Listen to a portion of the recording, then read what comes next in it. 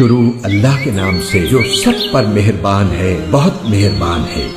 मुस्तफ़ा अत्तारी हैं, वो रात के हवाले से सवाल कर रहे हैं कि रात को नाखून काटना कैसा है। और इसी तरह बाद लोगों में मशहूर होता है कि रात को घर में झाड़ू नहीं देनी चाहिए। तो इन दो सवालों के बारे में पूछ रहे हैं भाई। रात को नाखून काटना भी जायज़ है, रात को घर में सफाई करना भी जायज़ है। सिर्फ सफाई के हवाले से बाज़ उलमा ने ये लिखा है कि रात को घर में झाड़ू फेरना जो है, सफाई करना नहीं, झाड़ू फेरना और चीज़ है, सफाई करना और चीज़ है। सफाई के अंदर तो 100 चीज़ें आ जाती है ना, सफाई के अंदर तो बर्तन साफ करना भी आ जाता है, चूल्हा साफ करना भी आ जाता है, तो झाड़ू फेरना।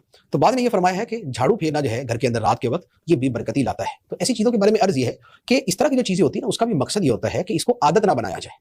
आदत बनाना जो है वो होता है कि बेबरकती का बाइस बने। बाकी कभी कभार जरूरत है, तो ऐसा नहीं है कि घर के अंदर गंद मचा हुआ है और किसी ने झाड़ू पकड़ा तो दूसरा उसके ऊपर चढ़ दौड़ा, तो झाड़ू नहीं फेरना, पता नहीं क्या हो जाएगा। तो ये वाली सूरत नहीं होनी चाहिए। अच्छा, इसी तरह रात को मेहमान घर से गए, अब रात को अगर मेहमान घर से गए हैं तो पीछे जो घर का हाल होगा वो सफाई वाला ही होता है, झाड़ू फेरना ही पड़ता है।